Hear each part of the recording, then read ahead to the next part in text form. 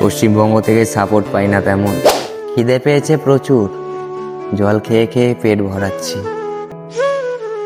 সকাল থেকে চলছি, 2টো বেজে গেছে, এখন পর্যন্ত খাবার খাই। মানে খিদে পেয়েছে প্রচুর, জল খেয়ে খেয়ে পেট ভরাচ্ছি। আসলে আমার কাছে টাকা নেই। সাইকেল নিয়ে ভারত ভ্রমণে বেরিয়েছি। আজ 165তম দিন। হ্যাঁ, 165 দিন মানে 5 মাস 15 দিন হয়ে গেছে। 12 জ্যোতির্লিঙ্গ 4 ধামের সাইকেল যাত্রা করছি, কিন্তু আমার কাছে টাকা নেই। এখনো 7-8 মাস সময় লাগবে প্রায় 12 জ্যোতির্লিঙ্গ 4 ধাম সম্পূর্ণ করতে। এতটা যাত্রা কিভাবে পার করব বিনা টাকাতে বুঝতে পারছি না কিছু। মোবাইল থেকে যে ভিডিও বানাচ্ছি, মোবাইলের ক্যামেরাটাও ফেটে গেছে, তাও চলছি। তাও আমি অনেক দুঃখের মন নিয়ে কথাগুলো বলছি আজ, যে আমি যে এতদিন ধরে চলছি, অনেকেই সাহায্য করেছে। হ্যাঁ, অনেকেই সাহায্য করেছে, টাকা পয়সা দিয়ে সাহায্য করেছে, খাবার দিয়ে সাহায্য করেছে। অনেক যাত্রীর সঙ্গে আরও দেখা হয়েছে, তারাও সাহায্য করেছে আমাকে। কারণ আমি যে বাড়ি থেকে বেরিয়েছিলাম, হাতে ছিল 1000 টাকা। হ্যাঁ, এই যাত্রায় হাতে ছিল 1000 টাকা। তোমরা হয়তো শুনেছ, এর আগে আমি কেদারনাথ যাত্রা করেছিলাম, তখন আমার কাছে ছিল 25 টাকা। হ্যাঁ, 25 টাকা নিয়ে কেদারনাথ যাত্রাতে বেরিয়েছিলাম। আর এই যাত্রায় বেরিয়েছিলাম 1000 টাকা নিয়ে। এখন 1000 টাকা নিয়ে ভারত ভ্রমণ কেমন ব্যাপার না? হ্যাঁ, 1000 টাকা নিয়েই বেরিয়েছিলাম। মানে অনেক কষ্টের মন নিয়ে কথাগুলো বলছি। ভিডিওটি সম্পূর্ণ দেখে যেও।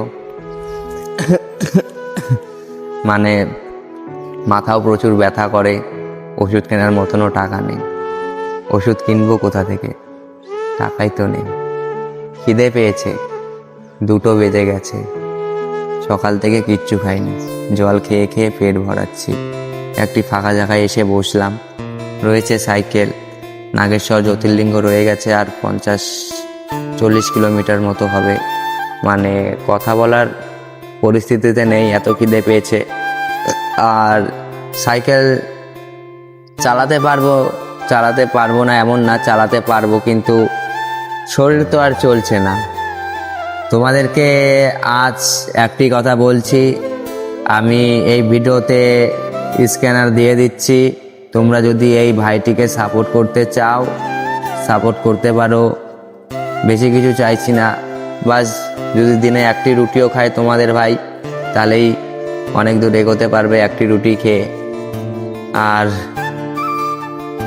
সত্যি কথা বলছি, মহাদেবের দিব্যি নিয়ে বলছি, যাত্রা করছি। 1 টাকা নেই আমার কাছে, কিন্তু যাত্রা তো করতে হবে। কিন্তু আমি যাত্রা সম্পূর্ণ করব। আমি আমার মহাদেবের দর্শন করব। 12 জ্যোতির্লিঙ্গ 4 ধাম সাইকেল যাত্রা আমি সম্পূর্ণ করবই করব। তোমরা শুধু এই ছোট ভাইটির পাশে থেকো। আর স্ক্যানার দিয়ে দিচ্ছি, তোমরা যে যা পারো সাপোর্ট করে দিও এই ছোট ভাইটিকে। সকলে পাশে দেখো। আর কালকে নাগেশ্বর জ্যোতির্লিঙ্গ পৌঁছে যাব।